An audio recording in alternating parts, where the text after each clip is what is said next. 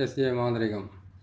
இந்த மாந்திரிகத்தில் ஏபல் பில்லி சூனியம் எடுக்கிறது எப்படி? இலவச மாந்திரிக பயிற்சியில் ஏபல் பில்லி சூனியத்தை எப்படி எடுக்கிறது, எப்படி எடுத்தால் அவங்களுக்கு அந்த ஏபல் பில்லி சூனியத்தால் பாதிக்கப்பட்டு இருக்கிறவங்கள எப்படி காப்பாற்றுறதுன்றதை நம்ம தெளிவாக பார்க்கலாம். இதுக்கு என்னென்ன பொருட்கள் தேவைப்படுது, எப்படி செய்யணும், இதை எப்படி செய்து நீங்கள் அவங்களுக்கு உண்டான பிரச்சனையிலேருந்து அவங்கள விடி வைக்கிறது, இல்லை இதை வராமையே தடுக்கிறதுக்கு என்ன வழின்றதை உங்களுக்கு நான் சொல்கிறேன். இதை நீங்கள் பார்த்து செய்துக்குங்க. இது செய்கிறதுக்கு முன்னாடி இதுக்கு இந்த நம்ம சொன்ன மாதிரி இந்த ஏபல் பில்லி சூனியத்தை நீங்கள் எடுக்கிறதுக்கு இலவச மாந்திரிகத்தில் நம்ம போகிறது எப்படின்னு கேட்டிங்கனாக்கா, இந்த பொருளையெல்லாம் சேகரித்து வச்சுக்கிட்டதுக்கு அப்புறம் தான் நீங்கள் அதை போட்டால் நல்லா இருக்குன்றது ஒரு சில விதிமுறை. அது பிரகாரம் நீங்கள் செய்துக்கிட்டு வரலாம். சரிங்களா? அதுக்கு என்னென்ன வாங்கணும், என்னென்ன செய்யணுன்றதை சொல்கிறேன். வீடியோ கொஞ்சம் நீளமாக இருக்கும், பொறுமையாக பாருங்கள். பொறுமையாக பார்த்தீங்கன்னாக்கா இன்னொரு முறை நீங்கள் பார்த்து செய்ய வேண்டிய அவசியம் இருக்காது. இதை பார்த்து நீங்கள் செய்துக்குங்க. நீங்கள் செய்யும்போது 4 நட்சத்திரம் சொல்லுவாங்க. அதாவது கேட்டிங்கன்னா ஒரு ஆபத்தான நிலையில் இருக்கிறவங்களுக்கு 4 நட்சத்திரம் பார்த்துக்கிட்டு இருந்தால் நல்லா இருக்குமா அப்படின்றது ஒரு சில கேள்விகளுக்கு கேட்கலாம். அப்படி கேட்டாலும் பரவாயில்ல. நீங்கள் செய்து கொடுக்குறது பலிதமாகறதுக்கு ஒரு நாளில் கேட்டிங்கனாக்கா இந்த அமாவாசை, அதுக்கப்புறம் கேட்டிங்கன்னாக்கா அஷ்டமி நாள், அதுக்கப்புறம் பார்த்தீங்கன்னாக்கா பிரதோஷ நாள், இந்த நாட்களில் நீங்கள் செய்தீங்கன்னாக்கா இந்த மாந்திரிகத்துக்கு மிகப்பெரிய வலு கிடச்சி உங்களுக்கு எந்த பிரச்சனையெல்லாம் சீக்கிரமாக முடியும். செய்கிறதுக்கு உண்டான வழியை நான் சொல்லும்போது அதுக்கு உண்டான வழியிலிருந்து நீங்களும் சீக்கிரமாக அது வேலை முடிஞ்சிடணும் அப்படின்றதுக்காகத்தான் இந்த விஷயத்தையும் நான் சொல்கிறேன். இதை பார்த்து செய்துக்குங்க. சரிங்களா? இது செய்கிறதுக்கு உண்டான வழியை நான் சொல்லி கொடுக்குறேன். இதை பார்த்து செஞ்சுக்கங்க. முதல்ல நீங்கள் வாங்க வேண்டியது பார்த்தீங்கன்னாக்கா மொத்தமே பார்த்தீங்கன்னாக்கா 7 கலசத்தை வாங்க வேண்டியதாக இருக்கும். 7 மண் கலசம். சின்ன கலசம் 6 வாங்கணும், பெரிய கலசம் 1 வாங்க வேண்டியதாக இருக்கும். இது கேட்டிங்கன்னா என்கிட்ட குறைச்சி பார்த்தீங்கன்னா ஒரு 150 கலசத்துக்கு மேலே இருக்கும். அது வாங்கி நான் கட்டி போட்டுருக்கிறதுனால நான் வச்சு உங்களுக்கு ஈஸியாக சொல்லிடுறேன். நீங்கள் வாங்கி செய்கிறது இருந்தால் கொஞ்சம் கஷ்டமாக இருக்கும். ஒரே நிமிஷம் இருங்க.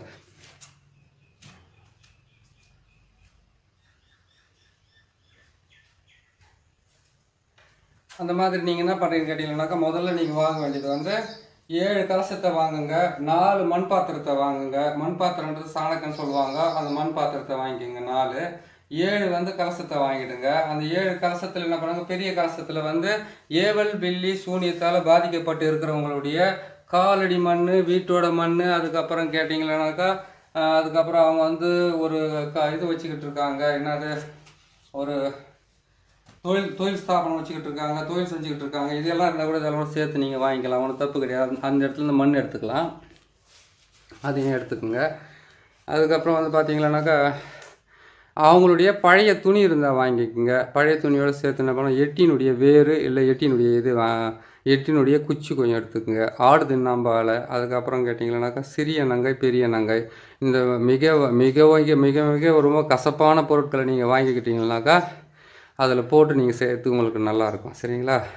அது மட்டும் இல்லை, இந்த ஏவல் பில்லி சூனியத்தை நீங்கள் அவங்களுக்கு எடுத்து அவங்கள குணப்படுத்திட்டீங்கன்னாக்கா இந்த 108 மூலிகைன்னு ஒன்று சொல்லியிருக்கேன். அந்த 108 மூலிகையினுடைய பதிவு நான் போட்டிருக்கேன்.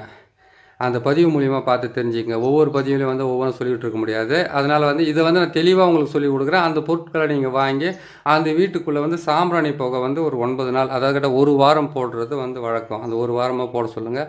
தீட்டு இல்லாமல் இருந்தாங்கன்னாவே போதுமானது, கரெக்டாக வேலை செஞ்சிடும். சரிங்களா? சரி, இது எப்படி செய்கிறது, எப்படி பண்ணுறதுன்றதை உங்களுக்கு தெளிவாக நாங்கள் உட்காந்துட்டு சொல்கிறேன். நீங்கள் பார்த்து தெரிஞ்சுக்கங்க.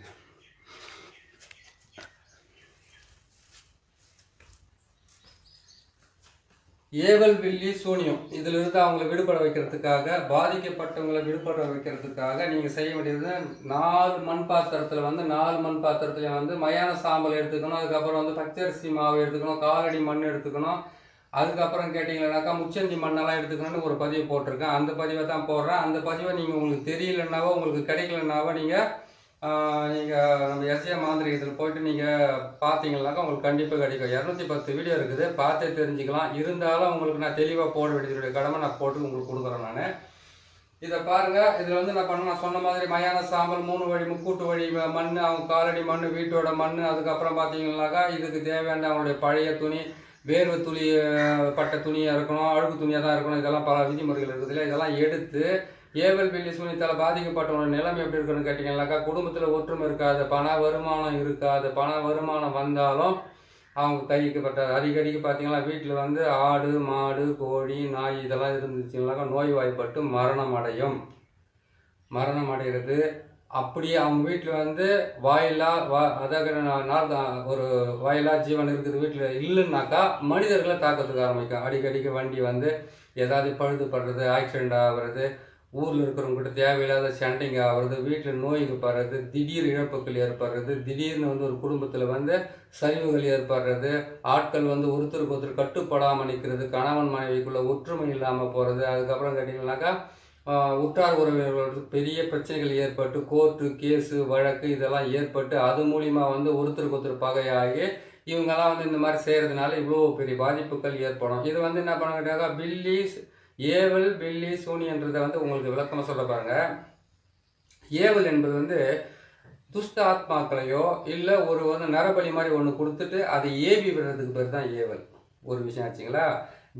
ஏவல் பில்லின்றது என்ன அர்த்தம்னு கேட்டிங்கன்னாக்கா, கருப்பு பூனை, அதாவது கரும்பூனையை வந்து எந்த விதமான முடி வெள்ளையா இல்லாத ஒரு கரும்பூனையோ அந்த பூனையை என்ன பண்ணுவான்னு கேட்டிங்கன்னாக்கா, ஒரு கெட்ட நேரத்தில் அதை வந்து பலி கொடுத்து அதனுடைய ரத்தம், அதனுடைய குடல், அதனுடைய சில பொருட்களை வச்சு என்ன பண்ணுவாங்க கேட்டிங்கன்னாக்கா, இன்னும் அதனுடைய அந்த உருவத்தை செஞ்சு அந்த உருவத்துக்குள்ளே அந்த அவங்களுடைய உறுப்புகள்னு சொல்லக்கூடிய அவங்க உடலில் இருக்கக்கூடிய சில வகையான பொருட்களை வச்சு அதுக்கு வந்து சுற்றி அந்த பூனையை பலி கொடுத்துட்டு அந்த பூனையை அதோடு சேர்த்து போட்டு புதைச்சாங்கன்னாக்கா அது எப்படி துடிச்சு மரணம் அடையுதோ அந்த மாதிரி மரணம் ஏற்படுறதுக்கு பேர் தான் பில்லி.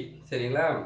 சூனியம் என்பது வந்து கேட்டிங்கன்னாக்கா எந்த விதமான செயல்திறனும் இல்லாமல் அப்படியே வந்து ஸ்தம்பித்து போய் நின்றுட்டு இதெல்லாம் நடக்குமான்னு கூட நினச்சி பார்க்க முடியாத அளவுக்கு துன்பத்தை கொடுத்து அவங்க வாழ்க்கையில் விரக்தி அடைஞ்சு தன்னைத்தானே அழிச்சிக்கிறதுக்காக முயற்சி பண்ணுறதுக்கு பேர் தான் ஏவல் பில்லி சூனியத்தை பிரயோகம் பண்ணுறது. அதாவது கேட்டிங்கன்னாக்கா ஏவல்ன்றது வந்து துஷ்டாத்மாக்களையும் நான் சொன்ன மாதிரி இந்த பொருட்களையும் வச்சு அது பிரயோகம் பண்ணுறது. பில்லின்றது வந்து பூனைகளை வச்சு இது செய்கிறது வேலை. அதுக்கப்புறம் கேட்டிங்கன்னாக்கா சூனியம் என்பது வந்து கேட்டிங்கன்னாக்கா அதாவது கேட்டிங்கன்னாக்கா எந்த விஷயத்தையுமே செய்யவே முடியாத அளவுக்கு அப்படி மீறி செய்துட்டாலும் அது நஷ்டம் தான் வரும்.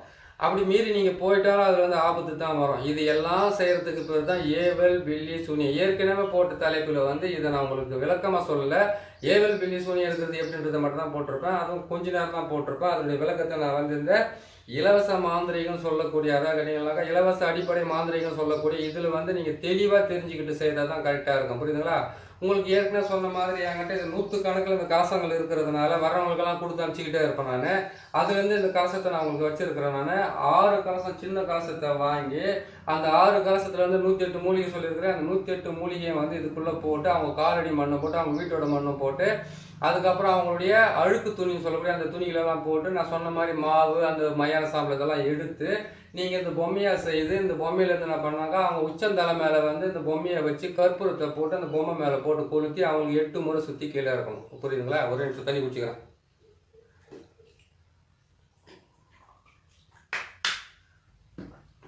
அதுக்கப்புறம் என்ன பண்ண கேட்டீங்கன்னாக்கா சுற்றி இறக்கிறீங்க. ஒரே ஆளுக்கு தான் பாதிப்பு ஏற்பட்டிருக்குமா? இல்லை. ஒரு மாந்திரிகத்தில் வந்து பாதிப்பு ஏற்படுறது எப்படின்னு கேட்டிங்களானாக்கா ஒரு குடும்பத்தில் என்ன பண்ண கேட்டிங்கனாக்கா எந்த மாந்திரிகராக இருந்தாலும் நேராக போனோன்னு இந்த ஆள் மட்டும் அழியணும்னு செய்ய மாட்டாங்க. அவங்க என்ன பண்ண கேட்டிங்கனாக்கா அவங்களுடைய குலதெய்வத்தையும் கேட்பாங்க. அதுக்கப்புறம் கேட்டிங்கன்னா அவங்க வீட்டில் எத்தனை பேர் இருக்கிறாங்கன்னு அவங்க கேட்பாங்க. இது எல்லாம் கேட்டு அந்த பேர் எல்லாம் ஒன்றா சேர்த்து ஒரு தகட்டில் எழுதி இல்லை மயான சாம்பலில் எழுதி அப்படின்னா எட்டின்ற பாருங்க கருவூமத்தினுடைய சாம்பல் வச்சுக்கிட்டு இருப்பாங்க. அதில் போட்டு எழுதிட்டு மயான சாம்பலில் கலக்கி மொத்தத்தையும் போட்டு மிக்ஸ் பண்ணி அந்த காலடி மண்ணெல்லாம் கொடுத்து முக்கூட்டு வழியில் இடுகாட்டில் சுடுகாட்டில் அப்படின்னு அவங்க வீட்டில் அவங்க வந்து அவங்க போகிற வழியில் வர வழியில் போட்டாங்கன்னா தானாவே போதுமானது. அதுக்கப்புறத்துலேருந்து அவங்களுக்கு பிரச்சனை ஸ்டார்ட் ஆகிடும். அந்த பிரச்சனையில் வந்து ஒரே ஒரு ஆள் போட்டு அந்த குடும்பத்தையே குழப்பி நாசம் பண்ணிடுவார். ஒரே ஒரு ஆள் தான் அந்த குடும்ப தலைவனோ குடும்பத்தில் இருக்கக்கூடிய ஏதோ ஒரு விஷயம் எத்தனை விஷயம் தெரியுமா இருக்குதுங்க. ஒரு சாதாரண வந்து பில்லி சூனியம் ஏவல் பில்லி சூனியன்றது வந்து நீங்கள் வந்து ஒரு சர்வசாதாரண எடுத்துன்னு போகக்கூடாது. எப்படின்னு கேட்டிங்கன்னாக்கா ஒரு தொழிலுக்காக ஏற்பட பிரச்சனைனாக்கா தொழில் வந்து நஷ்டம் ஏற்படுது. அப்போ ஏவல் பில்லி சூனியம் செய்துட்டு இருப்பாங்களா அப்படின்னு ஒரு டவுட் இருக்குது இல்லையா. அதே மாதிரி இன்னொரு விஷயத்த நீங்கள் கேட்டிங்களானாக்கா வெறும் தொழிலுக்காகவோ ஒரு குடும்பத்தில் அழிக்கிறதுக்காகவோ பிரயோகம் பண்ணுற ஒரே ஒரு வேலை கிடையாது இது. எப்படின்னு கேட்டிங்கன்னாக்கா குழந்தைங்க முதல் கொண்டு இருந்து பெரியவங்க வரைக்கும், அதாவது கேட்டிங்கன்னாக்கா தெரிஞ்சவங்க எப்படி செய்வாங்கன்னு கேட்டிங்கன்னாக்கா 9 வயசுக்குள்ளே இருக்கிற குழந்தைங்களுக்கு அவங்களுக்கு வந்து எந்த விதமான மாந்திரீகத்தையும் பிரயோகம் பண்ண மாட்டாங்க. அதே மாதிரி கேட்டிங்கன்னாக்கா 65 வயசுக்கு மேலே இருக்கிறவங்களுக்கு மாந்திரீகத்தை பிரயோகம் பண்ண மாட்டாங்க, பண்ணக்கூடாது. அப்படியே மீறி அவங்களுடைய பேரை சேர்க்குறாங்கனாக்கா அவங்க வந்து நோய்வாய்ப்பட்டு போவாங்க. அதில் 12 வயசுக்கு மேலே இருந்தால் தவறான உறவுகளோட சேர்க்கையில் போய் சேர்ந்து அந்த குடும்பத்துடைய பேரை கெடுக்க ஆரம்பிப்பாங்க.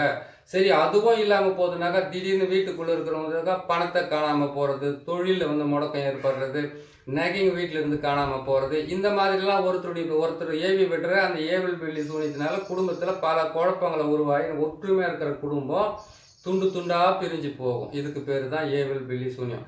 அதே மாதிரி கேட்டிங்கன்னாக்கா நல்லாவே பேசிக்கிட்டு இருந்தவங்க திடீர்னு எதிரி ஆவாங்க, நல்லாவே பழகிக்கிட்டு இருந்தவங்க திடீர்னு உங்களுக்கு வந்து பார்த்தீங்கன்னாக்கா அவங்க விரோதியாக மாறுவாங்க. இதுக்கும் ஏவல் பில்லி சூனியம் தான் காரணம்.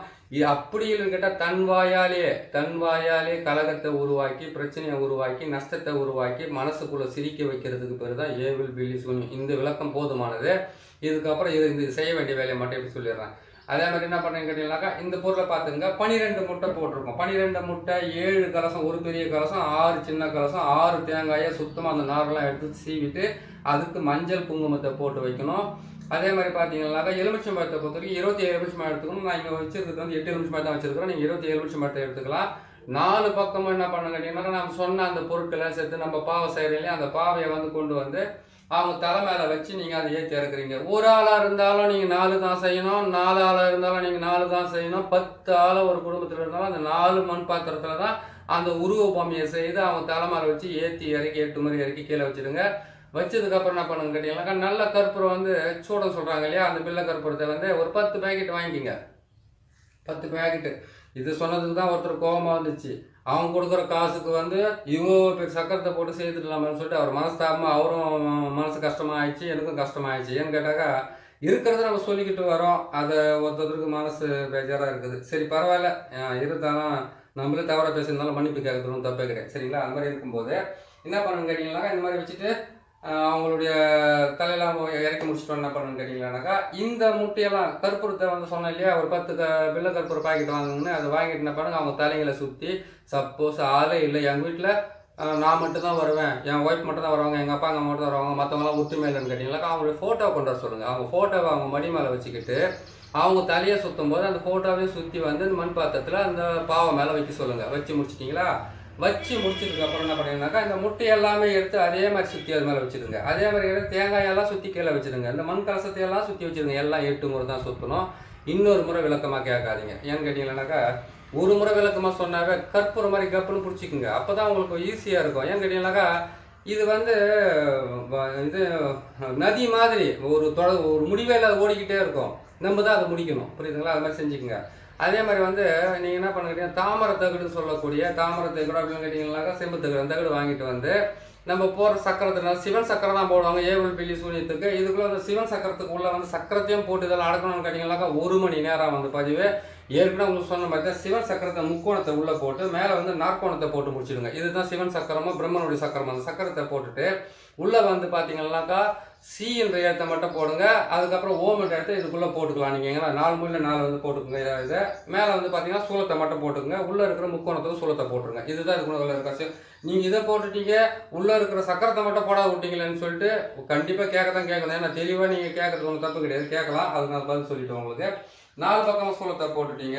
உள்ளே வந்து நீங்கள் முக்கோணத்தை போட்டுட்டீங்க. முக்கோணத்துக்கும் 3 பக்கம் சூலத்தை போட்டுருங்க. உள்ள சி என்ற எழுத்தை போட்டுருங்க. சி என்ற எழுத்தை போட்டுட்டு என்ன பண்ணிக்கிட்டீங்கன்னாக்கா அந்த முக்கோணத்தை சுற்றி ஓம் என்ற எழுத்தை போட்டு இந்த பக்கம் ஒரு ஓம், இந்த பக்கம் ஒரு ஓம், இந்த பக்கம் ஒரு ஓம், இந்த பக்கம் ஒரு ஓம் போட்டுருங்க. போட்டிங்களா?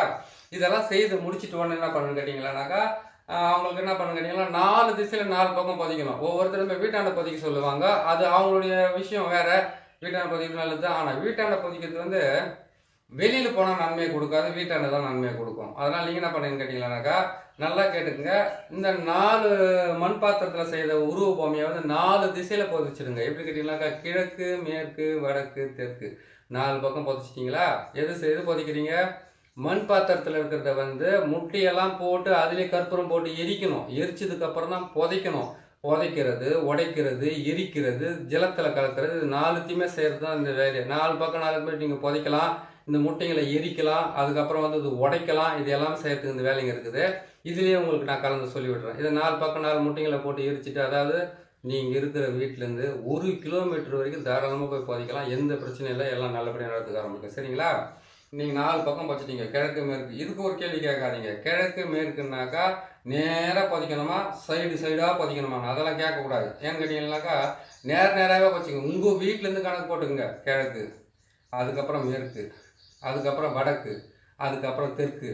எங்களுக்கு தெற்கு பக்கம் போகிறதுக்கு மட்டும் ஒரு வழி மட்டும் வந்து கேட்டீங்கன்னாக்கா பொடிப்பாதையாக இருக்குது, கோணையாக இருக்குது. நல்லா மனசுக்குள்ள கஷ்டப்படாதீங்க, நேராகவே புதைக்கலாம். செஞ்சிட்டிங்களா? அதே மாதிரி இதே சக்கரத்தை போட்டு அந்த குடும்பத்தினுடைய பேருங்களை எழுதுறீங்க இல்லையா, அந்த பேருங்களை எழுதிட்டீங்கன்னாக்கா அதுக்கு வந்து வீட்டுக்கு அஷ்டபந்தனமாக கொடுத்தோம்னா ஒரு சின்ன டப்பாலே ஒரு மண் பாத்திரத்தில் இப்போ கலசத்தில் போட்டு வீட்டுக்கு கொடுத்துருங்க, வீட்டில் வச்சுக்கிட்டோம். எதிரிகளோட பேரை வந்து நீங்கள் தகட்டில் எழுதி அதில் வந்து நீங்கள் இந்த சக்கரத்தை போட்டு எதிரிகள் தகடை போட்டு நீங்கள் கற்பூரம் போட்டு எரிச்சிங்கன்னாக்கா அதை என்ன பண்ணணும்னு கேட்டிங்கன்னாக்கா வீட்டுக்கு வெளியில் கொண்டு போயிட்டு இது வேப்ப மரம், எட்டி மரம், கசப்பான மரத்துங்களை போயிட்டு ஆணியை வச்சு தகுட்டு அடித்து விட்டுடணும். அது அடிச்சிங்கன்னா போதும், எதிரிங்க வந்து ஸ்தம்பித்து போவாங்க. அவங்க வந்து உங்களுக்கு தொல்லைகளை கொடுக்க தர மாட்டாங்க. அவங்க செய்கிறது மொத்தமாக அவங்க போக திரும்ப போகிறதுக்கு ஆரம்பிக்கும். 2 வேலை ஆயிடுச்சிங்களா? 3வது வந்து இந்த தேங்காயை வந்து எந்தெந்த இடத்துல 4 இடத்துல சொல்லியிருக்கிறோம். 4 இடத்துல வந்து இதை எரிச்சிட்டு கொதிக்கிறீங்க இல்லையா, அந்த இடத்துல என்ன பண்ணுங்க, 1 உடச்சி பலி கொடுத்துங்க. எலுமிச்சை பழத்தை உங்கள் தலையை சுற்றி உடச்சிக்குங்க. உடச்சி முடிச்சதுக்கப்புறமா அதுக்கப்புறமா என்ன பண்ணுங்கன்னா, இந்த மண் கலசம் பெருசு இருக்குது பார்த்தீங்களா, அந்த மண் கலசத்தை ஜலத்தில் கலந்து விட்டுருங்க. இது என்ன பண்ணுங்கன்னு கேட்டீங்கன்னாக்கா 6 இருக்குது இந்த சின்ன கலசம். இந்த சின்ன கலசம் 6 இருக்கிற கலசத்தை என்ன பண்ணுறீங்கன்னு கேட்டீங்கன்னாக்கா, 1 தண்ணியில் போடுங்க, 1 வந்து முச்சந்தி வயலில் உடைங்க, 1 வந்து என்ன பண்ணுறீங்கன்னு கேட்டீங்கன்னாக்கா எடுத்துகிட்டு போயிட்டு நீங்கள் நெருப்பில் போட்டு எரிங்க. 1 என்ன பண்ணுங்கன்னா புதைச்சி விடுங்க. இன்னும் 2 மிச்சம் இருக்குதுன்னு கேட்டிங்கன்னா அந்த 2 கூட சேர்த்து ஜலத்திலே விடலாம். நீங்கள் ஒன்றும் தப்பு கிடையாது. இந்த மாதிரி நீங்கள் செய்து முடிச்சுக்கலாம். 8 கலசம் கூட வச்சு கட்டலாம். அந்த 8 கலசத்தை வச்சு நீங்கள் போட்டிங்களேனாக்கா இதை 4 கிழக்கு மேற்கு வடக்கு தெற்கு 4 பக்கம் நீங்கள் புதைக்கிறீங்க. அதுக்கு ஆப்போசிட்டாக நீங்கள் அதை புதைக்க வேண்டியது இருக்குது. அதை நீங்கள் புதைச்சிங்களா உங்களுக்கு சரியாக போயிடும். அதாவது கேட்டிங்கன்னாக்கா ஏற்கனவே போட்ட பதிவில் வந்து அஷ்டபந்தனம் போட்டு நம்மளை காப்பாற்றிக்கிறதுக்காகவும் மற்றவங்களை காப்பாற்றுறதுக்காகவும் ஏவல் பில்லி சூனியத்தை செய்யும்போது வந்து பார்த்தீங்கன்னாக்கா அவங்க கேட்பாங்க கேள்வின்னு கேட்டிங்கன்னாக்கா, ஏவல் பில்லி சூனியம் செய்துட்டாங்க, அவங்கள அழிச்சே தீரணும் ஒரு விஷயம். 2வது விஷயம் கேட்டிங்கன்னாக்கா அவங்க எப்போ செய்தாலும் எங்களுக்கு பலிதமாகக்கூடாது, 2வது விஷயம்.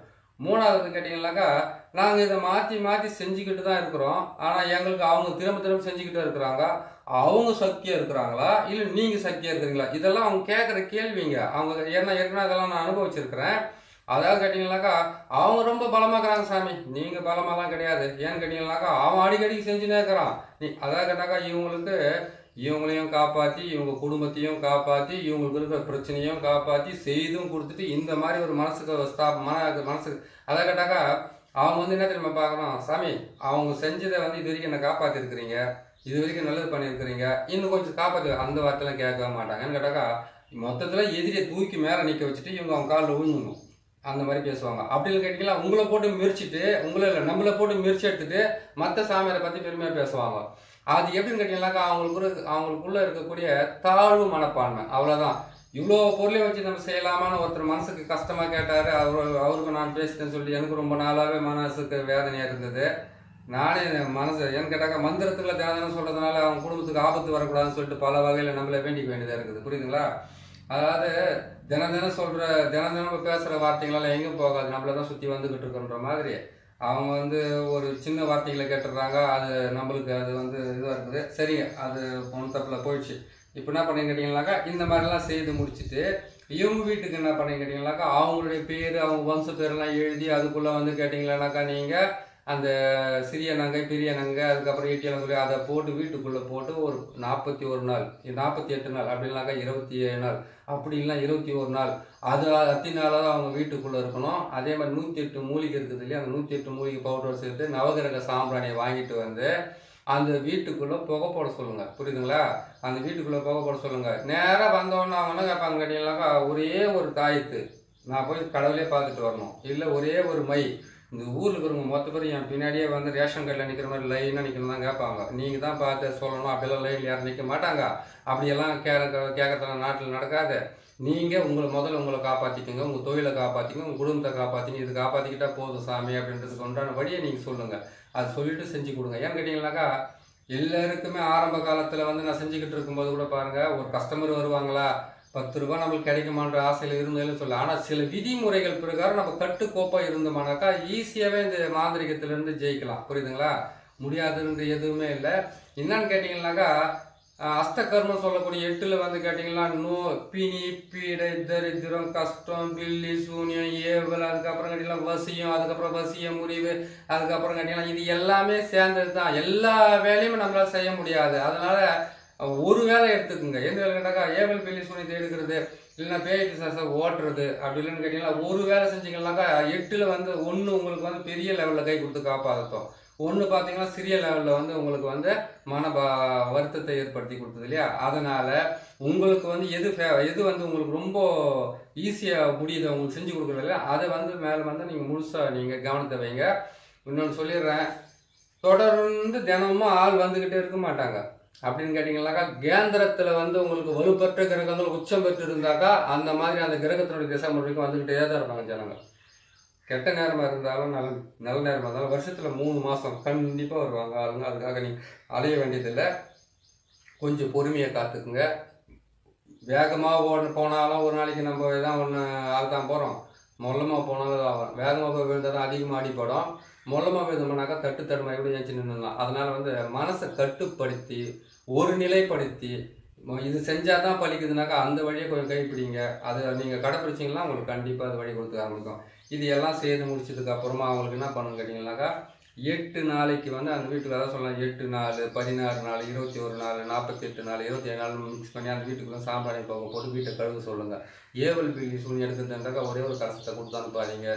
நீங்கள் கரெக்டாக பார்த்து இதெல்லாம் செஞ்சு கொடுங்க. வீட்டுக்கு அஷ்டபந்தனம் போகிறதுனாக்கா நீங்கள் சிவனுடைய அச்சாரத்தை போட்டு கொடுக்கலாம். ஒருத்தருக்கும் சிவன் தான் அவங்களுக்கு வந்து பலிதமாக ஆவார். ரொம்ப பெரிய வீடியோ போது பார்த்து கரெக்டாக பார்த்து செஞ்சுங்க. சரிங்களா? இதெல்லாம் செய்து முடிச்சு அதெல்லாம் முடிச்சு கொடுங்க. சிவனுடைய அச்சாரம் போட்டு அஷ்டபந்தனத்தை போட்டு கொடுத்துட்டு அந்த 21 நாள் பொறுத்து கூட நீங்கள் அது கழிச்சு கூட கோயில் கூட வைக்க சொல்லுங்கள். அது கூட அந்த வீட்டிலேருந்து எல்லாமே பிரச்சனை எல்லாம் விலைக்கு போகிறதுக்கு ஆரம்பிச்சிடும். படிப்படி அந்த குடும்பத்தில் ஒட்டு வரதுக்கு ஆரம்பிக்கும். அடிக்கடிக்கு வீட்டில் மஞ்சள் தண்ணியை தெளிக்க சொல்லுங்கள். அதே மாதிரி கேட்டிங்கன்னா மாட்டு கோமியத்தால் முகத்தை கழுவு சொல்லுங்கள். தலைமையில தெளிச்சிக்க சொல்லுங்கள். வாசலில் வந்து மாட்டு கோமியமாக மாட்டு சாணத்தாலையை வந்து சாணியை தெளித்து மாட்டு கோமியத்தை தெளிக்க சொல்லுங்கள். 4 பக்கம் வீட்டுக்கு வெளிப்பக்கம் நீங்கள் புதைக்கிறதுக்காண்டி அஷ்டபந்தனம் கொடுக்குறீங்கன்னாக்கா அந்த இடத்துலையும் வந்து இந்த மாட்டு கோமியத்தையும் அதுக்கப்புறம் பசுமாட்டு சாணத்தையும் போட்டு தெளிக்க சொல்லுங்கள். அமாவாசை பௌர்ணமி அன்னைக்கு வந்து கண்டிப்பாக வீட்டுக்குள்ளே வந்து ஏதாச்சும் ஒரு எலுமிச்சம்பழமோ இல்லை கல்யாண பூசணிக்காவோ அதெல்லாம் கூட சொல்லுங்கள். சரி இல்லை ஒரு ஆடு கோழியை பலி கொடுத்து தான் ஆகணும்னு கேட்டிங்கன்னாக்கா ஆடு கோழி பலி கொடுக்குறது அந்த சக்கரத்தை போட்டு கொடுக்குறது தான் நீங்கள் கொடுக்கலாம். ஏன்னா நம்ம கொடுத்து அந்த ரத்த இதுவெல்லாம் அந்த போட்டு கொடுக்குறது யூடியூப்பில் நிறைய ஃபார்மாலிட்டிஸ் இருக்குது.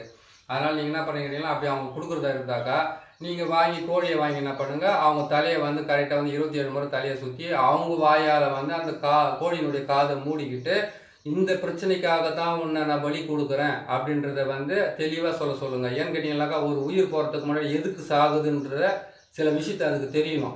நீங்கள் அது கோழி போய் எப்படி புரிஞ்சிடும்? கோழிக்கு போய் தெரியுமா? நம்ம வெட்டியது போய்ட்டு ஆக்கி தின்னு போட்டு நம்ம மேலே வச்சு படுக்க வேண்டியது தானே? அதுதான் கேள்வி. அதெல்லாம் கிடையாது. எந்த ஜீவனாக இருந்தாலும் அது உயிர் போகிறதுக்கு வந்து சில காரணங்கள் இருக்கணும். அதை வந்து நீங்கள் சொல்லுங்கள். என்கிட்ட காரணமே இல்லாத ஒரு பலியை கொடுக்கக்கூடாது. ஆடை இருந்தால் கூட அதை சுத்தமாக குளிக்க வச்சுட்டு அது காது கட்டுவாங்க. அந்த காதான கையை வச்சுன்னு சொல்லியிருந்தேன். ஒரு கோயிலுக்குள்ளே போனோன்னா நந்தி சிலை இருந்த உடனே நந்தி சிலை கிட்ட போய் நின்றுக்கிற மாட்டேன். நேரம் வந்து நான் ஒரே ஒரு வருஷத்தில் எல்ஐசி பில்டிங் மாதிரி பில்டிங் கட்டிடணும், ஒரு வருஷத்தில் கார் வாங்கினாலும் தெளிவாக கேட்கறதுக்கு தெரிஞ்சு நம்மளுக்கு இந்த ஆடு கட்டியும் கோழி கட்டியும் சொல்லலாம். ஒன்றும் தப்பே கிடையாது. அதை சொல்லிட்டு என்ன பண்ணுன்னு கேட்டிங்கனாக்கா பொறுமையாக கேட்டு அதுங்கிட்ட சொல்லிவிட்டு அதுக்கப்புறம் தலையை வந்து 8 முறை சுற்றலாம். அதை கேட்டால் உயிர் போகிற மாதிரி இருக்குதுன்னா அதுக்கு பலி கொடுக்குறதா இருந்தாக்கா அதை எடுத்துக்கோங்க. இல்லை கல்யாண பூசணிக்காக போதுமானது, இல்லை எலுமிச்சை மழமே போதுமானது செய்து கொடுங்க. கண்டிப்பாக நல்லது நடக்கும். அதான் தான் சொல்கிறேன்னே 8 அஷ்டகர்மம் வந்து செய்து தான் நீங்கள் சாதிக்கணும் அப்படின்னு கேட்டிங்கன்னாக்கா நம்மளுக்கு எந்த விதமான ஆசையும் இல்லாமல் நல்ல துணி கூட கட்டாமல் சுற்றி உக்காந்துக்கணும். அதனால் நம்மளுக்கு எது வருதோ எது உங்களுக்கு ரொம்ப சீக்கிரமாக செஞ்சு கொடுங்க. இந்த பதிவை நீங்கள் பார்க்குறீங்க, ஒவ்வொரு பதிவுமே வந்து உங்களுக்கு நல்ல பதிவாக தான் போடுவேன். இன்னொரு முறை நீங்கள் ஒரு முறைக்கு 2 முறை இது பார்த்தாலே உங்களுக்கு புரிஞ்சிடும். புரியுதுங்களா? இந்த கலசத்தையும் இந்த முட்டையும் இந்த எலுமிச்சை பழத்தையும் இந்த பூ இந்த பாவை எல்லாம் வந்து கரெக்டாக பார்த்து செய்துக்குங்க.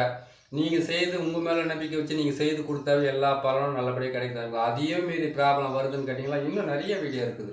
அந்த வீடியோவை பார்த்து நீங்கள் செய்து நீங்களே பலன் பெறுங்க. சரி, இதையெல்லாம் சொல்லிட்டோம். இதுக்கு ஒரு மந்திரத்தை வந்து என்ன சொல்லியிருக்கேன், இருந்தாலும் சொல்லி விட்டுறேன். புரியுதுங்களா? 2 மந்திரம் சொல்கிறோம். ஒரு மந்திரத்தை மனசுக்குள்ளே வச்சுங்க, இன்னொரு மந்திரத்தை வந்து நீங்கள் பிரயோகம் பண்ணி பாருங்கள். சரிங்களா? முதல் மந்திரத்தை வந்து இது பிரயோகம் பண்ணுறதுக்கு முன்னாடி கணபதி மந்திரம் தான், ஏற்கனவே சொன்ன மந்திரம் தான். ஓம் கணபதி வருக ஓங்கார கணபதி வருக ரிங் கணபதி வருக வருக ரிங்கார கணபதி வருக ஸ்ரீங் கணபதி வருக ஸ்ரீங்கார கணபதி வருக நான் நினைத்த காரியங்கள் வசிவ சிவாய நம சிவாய நம ஓம் ரீம் ஸ்ரீம் ஹப்பும் சப்பும் கங்கனாய கணாயா வருக சுவாக சொல்லிட்டுமா. எலுமிச்சை பழத்தை அப்போ என்ன பண்ணி கேட்டீங்கன்னாக்கா நீங்கள் போட்ட இந்த சக்கரத்துக்கு எலுமிச்சை பழத்தை இது மேலே வச்சு கட் பண்ணி இதுக்கு நீங்கள் நேராக சுற்றி இதுக்கு ஒரு பலி கொடுத்துட்டீங்க, குங்குமத்தை தடவி பலி கொடுத்துட்டீங்க. இன்னொரு மந்திரத்தையும் சொல்லணும். என்ன மந்திரம்? ஓம் பகலமுகி மாய பூஜ்யமான சகல தேவதை மாமா சத்ரு பிரேரதை தேவதாக்கு பந்தத் முக்த பந்தா குரு குரு சுவாக வம்சிங் உச்சடயா உச்சடயா இந்த மந்திரத்தை சொல்லிட்டீங்க. இந்த மந்திரத்தை சொன்ன உடனே நீங்கள் செய்துறீங்க பாருங்க பாவை, அந்த பாவைக்கு வந்து நீங்கள் பலி கொடுத்ததுக்கு அப்புறம் தான் நீங்கள் இதை பிரயோகமே பண்ணணும். சரிங்களா?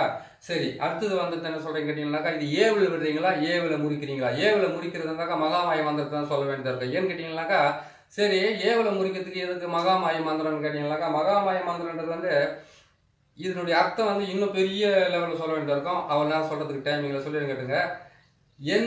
எந்த ஆணோ ஆடோ மாடோ கோழியோ இல்லை எந்த ஜீவனாக இருந்தாலும் பெண் மூலியமாக தான் அது பூமிக்குள்ளே வெளியில் வருது. பூமிக்குள்ளே வந்து அது வந்து உலகத்தை ஆளுதோ இல்லை இந்த பூமி அதை ஆளுதோன்றது வந்து அடுத்த கட்டத்தில் இருந்தாலும் ஒரு பெண் இல்லாமல் ஒரு குழந்தை பிறக்க போகிறதில்ல இந்த உலகத்தில்.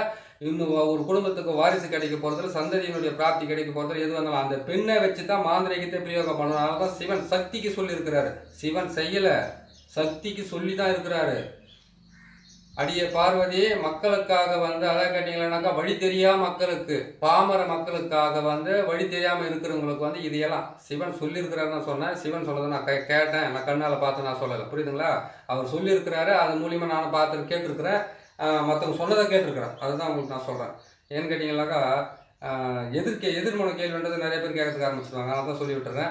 அதனால் நீங்கள் என்ன பண்ணுறேன்னு கேட்டிங்கன்னாக்கா இந்த நம்ம மகமாயி மந்திரத்தை நான் சொல்லும்போது அந்த மந்திரத்தை வந்து இதுக்கு சொல்லி நீங்கள் பிரயோகம் படுத்தலாம். புரியுதுங்களா? அதை செஞ்சுங்க. மகமாய மந்திரத்தை சொல்லுவேன்.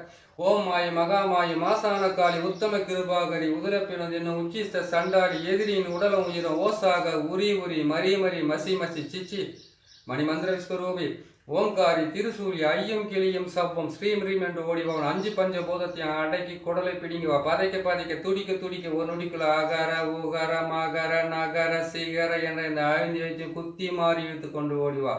அப்படி கொள்ளாதே இருந்தால் கோடி ரிஷிகளை கொண்ட கொடும் பாவி ஆவாய். மங் மங் மங் மங் எங் எங் நங் நங். இதுதான் என்னுடைய மந்திரத்தை. இந்த மந்திரத்தை சொல்லிட்டு இருந்தீங்கன்னாவே உங்களுக்கு எதிரிங்களே வரமாட்டாங்க. இவ்வளோ சிறு பண்ண அவசியமாக இருக்காது. நான் சொல்கிறது எங்கேருந்து கேட்க போகிறீங்க? நான் சொல்கிறது இருந்தால் இன்றைக்கி கேட்கறதுக்கு மட்டும் தான் உங்களுக்கு அது நல்லாயிருக்கும். மறுநாளைக்கு இதை விட நல்ல மந்திரமாக இருந்தாக்கா அந்த மந்திரம் நல்லா இருக்குதுன்னு ஓடுறாங்க தானே எல்லாமே. பாருங்கள், நல்லதை செய்யுங்க, நல்லதை செய்து கொடுங்க, நல்லதை அனுபவிங்க. நான் போகிற சேனல் உங்களுக்கு பிடிச்சிருக்குன்னு நினைக்கிறேன். பிடிச்சிருந்தாக்கா அதை சப்ஸ்கிரைப் பண்ணுங்கள், லைக் பண்ணுங்கள், ஷேர் பண்ணுங்கள். இதையெல்லாம் பார்த்து மக்களுக்கு வந்து நல்லபடியாக செய்து கொடுங்க. நீங்களும் செய்து உங்களை காப்பாற்றிக்குங்க. இன்னொரு நல்ல பதிவில் உங்களை நான் சந்திக்கிறேன். நன்றி, வணக்கம்.